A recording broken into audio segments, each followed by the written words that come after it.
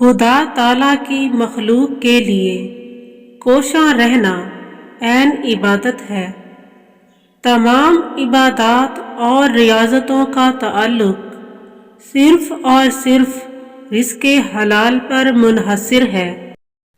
جو اعمال دنیا میں بہت ہی مشکل محسوس ہوتے ہیں، وہی اعمال روز محشر بہت وزنی ہوں گے۔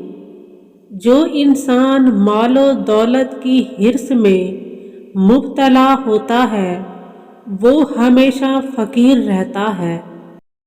درویشی کے لیے ضروری ہے کہ عیش و عشرت کو ترک کر کے صرف اللہ تعالیٰ کی بندگی اور احکام کی تکمیل کی سعی کرے۔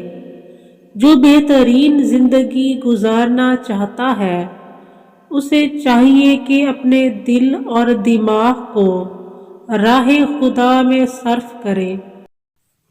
جسے خدا گناہ سے بچانا چاہتا ہے، اسے اطاعت خداوندی کا شرف بخش دیتا ہے۔ جو شخص خواہش نفس رکھتا ہو، وہ کبھی سچائی کو نہیں پا سکتا۔ صدق دلی اور خلوص نیتی خدا سے اخلاص کی علامت ہے۔ فقیر وہ ہے جس کا در ہر ایک کے لیے کھلا رہے۔ رزق حلال قبولیت دعا کا موجب ہے۔ دعا نہ کرنے والے پر اللہ تعالی غضبناک ہوتا ہے۔ دعا مومن کا سب سے بڑا ہتھیار ہے۔ دعا کرتے ہوئے قبولیت کا یقین دل میں جاگزیں ہونا چاہیے۔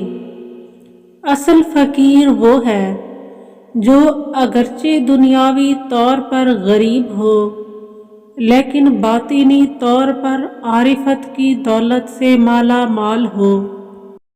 بہترین احسان وہ ہے جو ہمسائے کے ساتھ کیا جائے۔ حسد، بغض، کینہ اور غیبت جیسی بری خصلتوں سے باز رہو۔